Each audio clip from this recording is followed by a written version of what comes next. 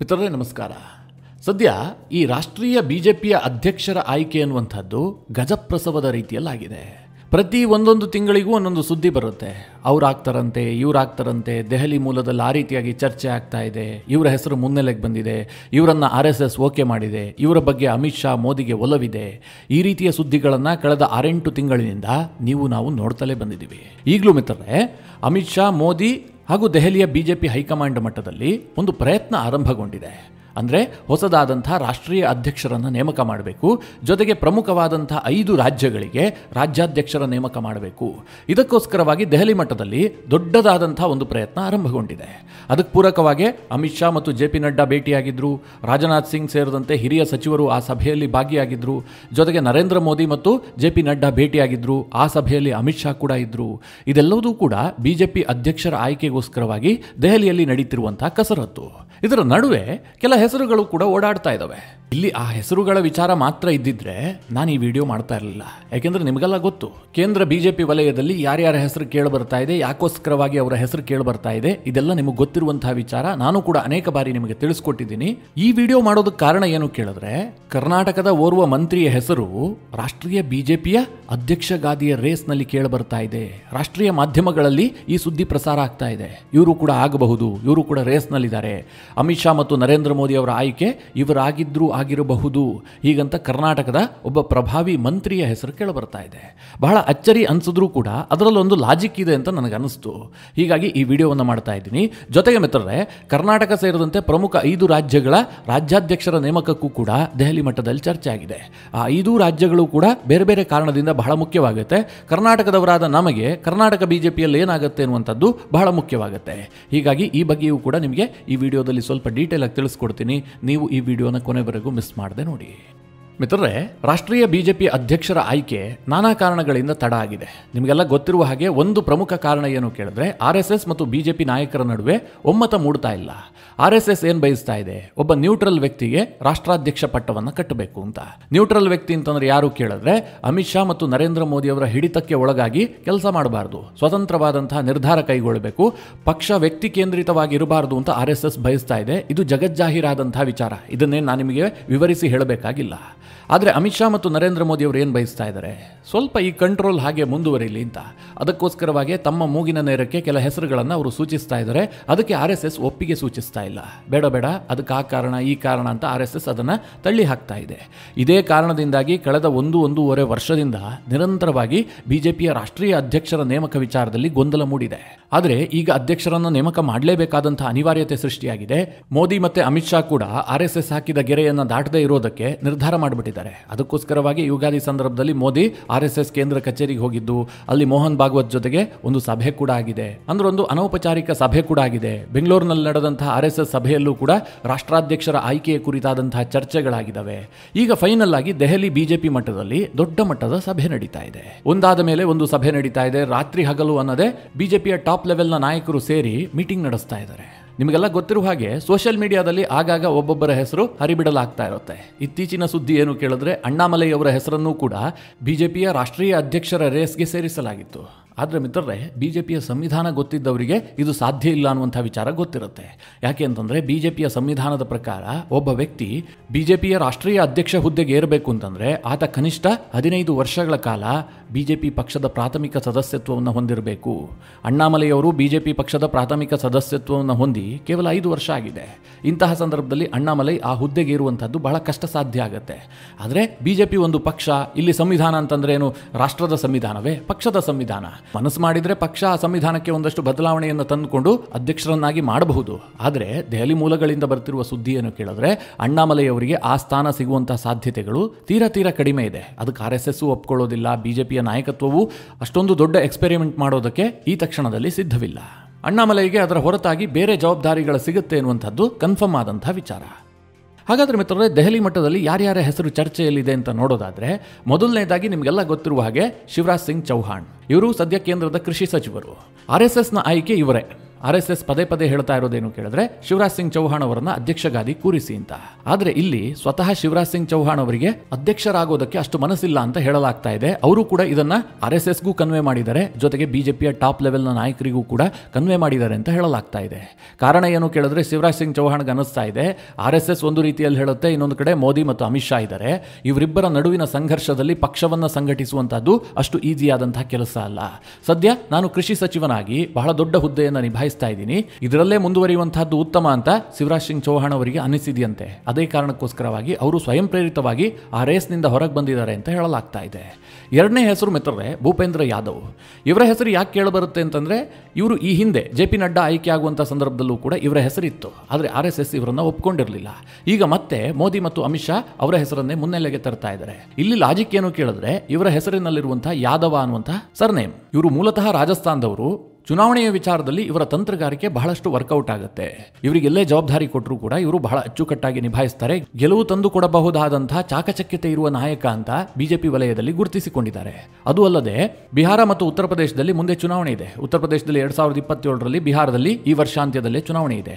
ಇವರ ಹೆಸರಿನ ಸರ್ನೇಮ್ ಯಾದವ ಇದೆಯಲ್ಲ, ಇದು ಈ ಎರಡೂ ರಾಜ್ಯಗಳಲ್ಲೂ ಕೂಡ ದೊಡ್ಡ ಮಟ್ಟದಲ್ಲಿ ಪರಿಣಾಮ ಬೀರುತ್ತೆ.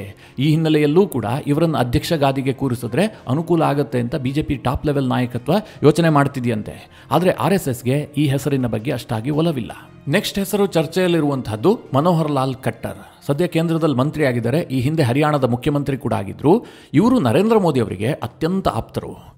ಈ ಹಿಂದೆ ನರೇಂದ್ರ ಮೋದಿ ಅವರು ಪಕ್ಷದ ಸಂಘಟನೆಯ ಕೆಲಸದಲ್ಲಿದ್ದಂತಹ ಸಂದರ್ಭದಲ್ಲಿ ಮನೋಹರ್ ಲಾಲ್ ಖಟ್ಟರ್ ಕೂಡ ಪಕ್ಷದ ಸಂಘಟನೆಯಲ್ಲಿದ್ದರು. ಇಬ್ಬರೂ ಕೂಡ ಒಂದೇ ರೂಮ್ನಲ್ಲಿ ಇದ್ರಂತೆ, ಅಷ್ಟರ ಮಟ್ಟಿಗೆ ಆಪ್ತರು. ಹೀಗಾಗಿ ಮೋದಿ ಪ್ರಧಾನಮಂತ್ರಿ ಆದಂತಹ ಸಂದರ್ಭದಲ್ಲಿ ಇವರಿಗೆ ಉನ್ನತ ಹುದ್ದೆಗಳು ಸಿಕ್ಕುವು. ಹರಿಯಾಣದ ಮುಖ್ಯಮಂತ್ರಿಯಾಗಿಯೂ ಕೂಡ ಕೆಲಸ ಮಾಡಿದಂಥವರು, ಜೊತೆಗೆ ಸಂಘಟನೆಯಲ್ಲಿ ಅನುಭವ ಕೂಡ ಇದೆ. ಈ ಕಾರಣದಿಂದಾಗಿ ಇವರ ಹೆಸರನ್ನು ಕೂಡ ಮೋದಿ ಮತ್ತು ಅಮಿತ್ ಶಾ ಕನ್ಸಿಡರ್ ಮಾಡಿದ್ದಾರೆ, ಚರ್ಚೆಯಲ್ಲಿದೆ ಅಂತ ಹೇಳಲಾಗ್ತಾ ಇದೆ. ಇನ್ನು ಅಧ್ಯಕ್ಷರ ರೇಸ್ನಲ್ಲಿರುವಂತಹ 4ನೇ ಹೆಸರು ಧರ್ಮೇಂದ್ರ ಪ್ರಧಾನ್. ಇವರು ಮೂಲತಃ ಒಡಿಶಾ ಮೂಲದವರು. ಈ ಹಿಂದೆಯೂ ಕೂಡ ಇವರ ಹೆಸರು ಬಹಳಷ್ಟು ಚರ್ಚೆಯಲ್ಲಿತ್ತು. ಆದರೆ ಇತ್ತೀಚಿನ ಬಿಜೆಪಿಯ ಮಾಹಿತಿಯ ಪ್ರಕಾರ ಇವರನ್ನ ಕನ್ಸಿಡರ್ ಮಾಡ್ತಾ ಇಲ್ಲ. ಇವರೇ ಸ್ವತಃ ಹಿಂದೆ ಸರಿದಿದ್ದಾರೆ, ಜೊತೆಗೆ ಪಕ್ಷವೂ ಕೂಡ ಇವರನ್ನ ಕೈ ಬಿಟ್ಟಿದೆ. ಅದಕ್ಕೆ ಬೇರೆ ಬೇರೆ ರೀಸನ್ ಇದೆ ಅಂತ ಹೇಳಲಾಗ್ತಾ ಇದೆ. ಆದರೆ ಅಚ್ಚರಿಯ ರೀತಿಯಲ್ಲಿ 5ನೇ ಹೆಸರು ಕೇಳಿ ಬರ್ತಾ ಇರುವಂತಹದ್ದು, ಇತ್ತೀಚೆಗೆ ಆಡ್ ಆದಂತಹ ಹೆಸರು ಅಂತಂದ್ರೆ ಅದು ಕರ್ನಾಟಕದ ಪ್ರಹ್ಲಾದ್ ಜೋಶಿ ಅವರ ಹೆಸರು.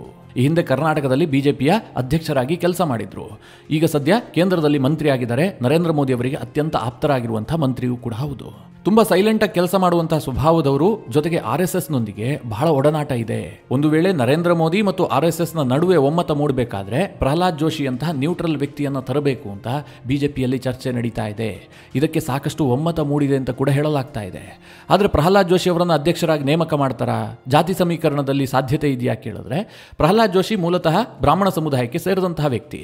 ಈಗಾಗಲೇ JP ನಡ್ಡಾ ಕೂಡ ಅದೇ ಸಮುದಾಯದವರಾಗಿದ್ರು.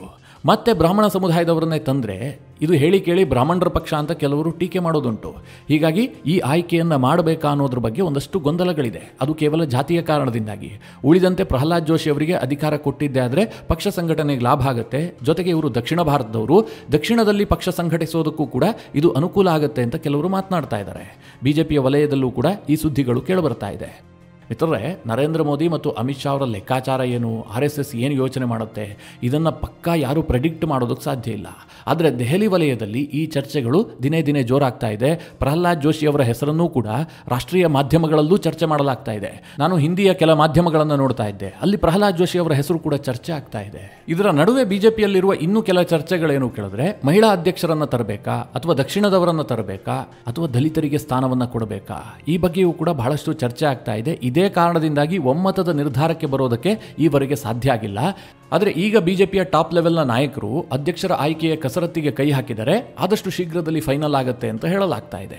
ಆದರೆ ಮಿತ್ರರೇ, ಸದ್ಯ ಬಿಜೆಪಿಯ ಸಂವಿಧಾನದ ಪ್ರಕಾರ ಬಿಜೆಪಿಯ ರಾಷ್ಟ್ರೀಯ ಅಧ್ಯಕ್ಷರನ್ನ ನೇಮಕ ಮಾಡಬೇಕು ಅಂತಂದ್ರೆ 19 ರಾಜ್ಯಗಳಲ್ಲಿ ರಾಜ್ಯಾಧ್ಯಕ್ಷರ ನೇಮಕ ಆಗಿ ಫೈನಲ್ ಆಗಿರಬೇಕು. ಹಾಗಾದ್ರೆ ಮಾತ್ರ ರಾಷ್ಟ್ರೀಯ ಅಧ್ಯಕ್ಷರ ಆಯ್ಕೆ ಸಾಧ್ಯ. ಇದುವರೆಗೆ 14 ರಾಜ್ಯದ ರಾಜ್ಯಾಧ್ಯಕ್ಷರ ಆಯ್ಕೆ ಫೈನಲ್ ಆಗಿದೆ. ಇನ್ನು 5 ರಾಜ್ಯಗಳಿಗೆ ರಾಜ್ಯಾಧ್ಯಕ್ಷರ ನೇಮಕ ಮಾಡುವಂತಹದ್ದು ಬಾಕಿ ಉಳಿದಿದೆ. ಅದರಲ್ಲಿ ಕರ್ನಾಟಕವೂ ಕೂಡ ಒಂದು. ಸದ್ಯ ಕರ್ನಾಟಕದಲ್ಲಿ ಯತ್ನಾಳ್ ಅವರನ್ನು ಉಚ್ಚಾಟನೆ ಮಾಡಿರೋದ್ರಿಂದಾಗಿ ಪಕ್ಷದಲ್ಲಿ ಒಂದಷ್ಟು ಗೊಂದಲಗಳು ಮೂಡಿದೆ. ಕೆಲವರು ಹೇಳ್ತಾರೆ ಗೊಂದಲಗಳ ನಿವಾರಣೆ ಆಗಿದೆ ಅಂತ, ಮತ್ತೆ ಕೆಲವರು ಹೇಳ್ತಾರೆ ಗೊಂದಲಗಳು ಜಾಸ್ತಿ ಆಗಿದೆ ಅಂತ. ಅದು ನಿಮ್ಮ ವಿವೇಚನೆಗೆ ಬಿಟ್ಟಂತಹ ವಿಚಾರ. ನಾನು ಅದರ ಬಗ್ಗೆ ಹೆಚ್ಚಿಗೆ ಕಾಮೆಂಟ್ ಮಾಡೋದಕ್ಕೆ ಹೋಗೋದಿಲ್ಲ. ಆದರೆ ಕರ್ನಾಟಕ ಬಿಜೆಪಿಯಲ್ಲಿ ಸದ್ಯ ಇರುವಂತಹ ಪ್ರಶ್ನೆ ಏನು ಕೇಳಿದ್ರೆ, ಯತ್ನಾಳ್ ಅವರನ್ನು ಉಚ್ಚಾಟನೆ ಮಾಡಿದಂತಹ ಕೇಂದ್ರ ನಾಯಕರು ಈಗ ವಿಜೇಂದ್ರ ಅವರನ್ನು ಬದಲಾಯಿಸ್ತಾರಾ ಅಥವಾ ಇವರನ್ನೇ ಕಂಟಿನ್ಯೂ ಮಾಡ್ತಾರಾ? ಕಂಟಿನ್ಯೂ ಮಾಡೋದಾದರೆ ಮರು ನೇಮಕಾತಿಯನ್ನು ಮಾಡ್ತಾರಾ ಅಥವಾ ಈ ಹಿಂದೆ ಏನು ಆದೇಶ ಇತ್ತಲ್ಲ ಅದೇ ಆದೇಶದ ಪ್ರಕಾರ ಮುಂದುವರೆಸ್ತಾರಾ? ಈ ಬಗ್ಗೆ ಸಾಕಷ್ಟು ಬಿಜೆಪಿ ವಲಯದಲ್ಲಿ ಚರ್ಚೆ ಆಗ್ತಾ ಇದೆ. ಮಿತ್ರರೇ, ಇದ್ಯಾಕೆ ಮಹತ್ವ ಪಡೆದುಕೊಳ್ಳುತ್ತೆ? ಅಧ್ಯಕ್ಷರಾಗಿ ಮುಂದುವರೆಸೋದೇನು ಅಥವಾ ಹೊಸದಾಗಿ ವಿಜೇಂದ್ರ ಅವರ ಹೆಸರನ್ನು ಘೋಷಣೆ ಮಾಡೋದೇನು? ಅದರಲ್ಲಿ ಏನು ವ್ಯತ್ಯಾಸ ಅಂತ ಕೆಲವರಿಗೆ ಅನಿಸಬಹುದು. ಇಲ್ಲಿ ಒಂದು ಸೂಕ್ಷ್ಮ ವಿಚಾರ ಇದೆ.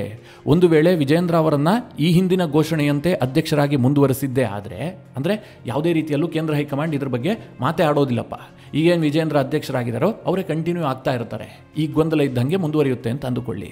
ಆಗ ವಿಜೇಂದ್ರ ಅವರ ಅಧಿಕಾರಾವಧಿ 2026ರ ಅಂತ್ಯಕ್ಕೆ ಮುಕ್ತಾಯ ಆಗ್ಬಿಡುತ್ತೆ. 2026ಕ್ಕೆ ಕರ್ನಾಟಕಕ್ಕೆ ಹೊಸ ಬಿಜೆಪಿಯ ಅಧ್ಯಕ್ಷರು ಬರ್ತಾರೆ.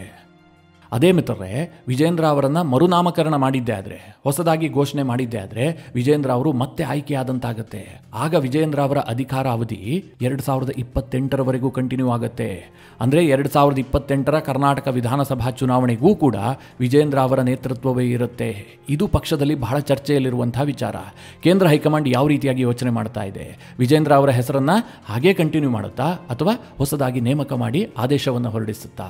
ಇದು ಬಹಳ ಮುಖ್ಯವಾಗ್ತಾ ಇದೆ. ಆದರೆ ರಾಜ್ಯದ ಬಿಜೆಪಿಯ ಮೂಲಗಳು ಏನು ಹೇಳ್ತಾ ಇದ್ದಾವೆ ಅಂತಂದರೆ, ಸದ್ಯ ಜನಾಕ್ರೋಶ ಯಾತ್ರೆ ನಡೀತಾ ಇದೆಯಲ್ಲ, ಈ ಸಂದರ್ಭದಲ್ಲಿ ಎಲ್ಲ ರಾಜ್ಯದ ಬಿಜೆಪಿಯ ಮುಖಂಡರು ಒಗ್ಗಟ್ಟಾಗಿ ಹೋರಾಟ ಮಾಡ್ತಾ ಇದ್ದಾರೆ. ಎಲ್ಲರೂ ಕೂಡ ಭಾಗಿಯಾಗ್ತಾ ಇದ್ದಾರೆ. ಯಾಕೆ ಅಂತಂದರೆ ಕೇಂದ್ರದಿಂದ ಪಕ್ಕಾ ಸೂಚನೆ ಬಂದಿದೆ. ಯಾವುದೇ ಗೊಂದಲಗಳಿಗೆ ಆಸ್ಪದವನ್ನು ಕೊಡಬಾರದು, ವಿಜೇಂದ್ರ ನಾಯಕತ್ವವನ್ನು ಒಪ್ಪಿಕೊಂಡು ಪಕ್ಷ ಸಂಘಟನೆಗೆ ಕೆಲಸ ಮಾಡಬೇಕು ಅನ್ನುವಂಥ ಸೂಚನೆ ಬಂದಿದೆ. ಹೀಗಾಗಿ ವಿಜೇಂದ್ರ ಅವರನ್ನು ಬದಲಾಯಿಸುವಂಥ ಸಾಧ್ಯತೆಗಳು ಕಡಿಮೆ ಇದೆ ಅಂತ ಕೆಲವರು ಮಾತನಾಡ್ತಾ ಇದ್ದಾರೆ. ಇದರ ಜೊತೆಗೆ ಮಿತ್ರರೇ, ಉತ್ತರ ಪ್ರದೇಶದ ಬಿಜೆಪಿಯ ಅಧ್ಯಕ್ಷರ ಆಯ್ಕೆಯೂ ಕೂಡ ಸ್ವಲ್ಪ ಕಗ್ಗಂಟಾಗಿದೆ. ಅಷ್ಟು ಈಸಿ ಇಲ್ಲ. ಯಾಕೆ ಅಂತಂದರೆ 2027ಕ್ಕೆ ಉತ್ತರ ಪ್ರದೇಶದಲ್ಲಿ ಚುನಾವಣೆ ಇದೆ. ಆ ಚುನಾವಣೆ ಬಿಜೆಪಿಯ ಪಾಲಿಗೆ ಅತ್ಯಂತ ಮುಖ್ಯವಾದಂತಹ ಚುನಾವಣೆ. ಹೀಗಾಗಿ ಉತ್ತರ ಪ್ರದೇಶಕ್ಕೆ ಯಾರನ್ನ ಅಧ್ಯಕ್ಷರನ್ನಾಗಿ ಮಾಡಬೇಕು, ಅಲ್ಲೂ ಕೂಡ ಪಕ್ಷದಲ್ಲಿ ಸಾಕಷ್ಟು ಗೊಂದಲಗಳಿದೆ. ಹೀಗಾಗಿ ಯುಪಿಯ ಆಯ್ಕೆಯೂ ಕೂಡ ಬಹಳ ಕಗ್ಗಂಟಾಗೇ ಇದೆ. ಅದನ್ನು ನಿಭಾಯಿಸೋದಕ್ಕೂ ಕೂಡ ಹೈಕಮಾಂಡ್ ವಲಯದಲ್ಲಿ ಸಾಕಷ್ಟು ಚರ್ಚೆಗಳು ನಡೆದಿದ್ದಾವೆ. ಜೊತೆಗೆ ಮಹಾರಾಷ್ಟ್ರ, ಮಧ್ಯಪ್ರದೇಶ ಮತ್ತು ಒಡಿಶಾದ ಬಿಜೆಪಿಯ ಅಧ್ಯಕ್ಷರ ಆಯ್ಕೆಯ ಬಗ್ಗೆಯೂ ಈಗಾಗಲೇ ಚರ್ಚೆ ನಡೆದಿದೆ. ಇನ್ನೇನು 2-3 ದಿನದಲ್ಲಿ ಇದೆಲ್ಲವೂ ಕೂಡ ಫೈನಲ್ ಆಗಿ ಘೋಷಣೆ ಆಗುವಂಥ ಸಾಧ್ಯತೆಗಳಿದೆ ಅಂತ ಹೇಳಲಾಗ್ತಾ ಇದೆ. ಒಟ್ಟಿನಲ್ಲಿ ಮಿತ್ರರೇ, ರಾಷ್ಟ್ರೀಯ ಬಿಜೆಪಿಗೆ ಮೇ ಒಳಗಾಗಿ ಹೊಸ ಅಧ್ಯಕ್ಷರ ನೇಮಕ ಆಗುವಂಥದ್ದು ಕನ್ಫರ್ಮ್ ಆಗಿದೆ. ಜೊತೆಗೆ ಕೆಲ ರಾಜ್ಯಗಳ ಸಂಘಟನೆಯಲ್ಲೂ ಕೂಡ ಬಹಳ ಮಹತ್ವದ ಬದಲಾವಣೆಯನ್ನು ಮಾಡೋದಕ್ಕೆ ಕೇಂದ್ರದ ನಾಯಕರು ತೀರ್ಮಾನ ಮಾಡಿದ್ದಾರೆ ಎನ್ನುವಂಥದ್ದನ್ನು ದೆಹಲಿಯ ಮೂಲಗಳೇ ಹೇಳ್ತಾ ಇದ್ದಾವೆ. ಮಿತ್ರರೇ, ನಿಮಗೇನನ್ಸುತ್ತೆ? ಬಿಜೆಪಿಯ ಅಧ್ಯಕ್ಷ ಗಾದಿಗೆ ಯಾರನ್ನ ಆಯ್ಕೆ ಮಾಡುವಂಥದ್ದು ಸೂಕ್ತ? ನಿಮ್ಮ ಅನಿಸಿಕೆ, ಅಭಿಪ್ರಾಯವನ್ನು ಕಮೆಂಟ್ ಮಾಡುವ ಮೂಲಕ ನಮಗೆ ತಿಳಿಸಿ. ಹಾಗೆ ನಿಮಗೆ ಈ ವಿಡಿಯೋ ಇಷ್ಟವಾದರೆ ಲೈಕ್ ಮಾಡಿ. ಜೊತೆಗೆ ನೀವಿನ್ನೂ ನಿಮ್ಮ ನೆಚ್ಚಿನ ಸಂಸ್ಕಾರ ಸೌರಭ ಯೂಟ್ಯೂಬ್ ಚಾನಲ್ನ ಸಬ್ಸ್ಕ್ರೈಬ್ ಮಾಡಿಲ್ಲ ಅಂತಾದರೆ ಈ ಕೂಡಲೇ ಸಬ್ಸ್ಕ್ರೈಬ್ ಮಾಡಿ. ಮುಂದಿನ ಎಲ್ಲ ಅಪ್ಡೇಟ್ಗಳ ನೋಟಿಫಿಕೇಷನ್ಗಾಗಿ ಬೆಲ್ ಐಕಾನ್ ಒತ್ತಿ.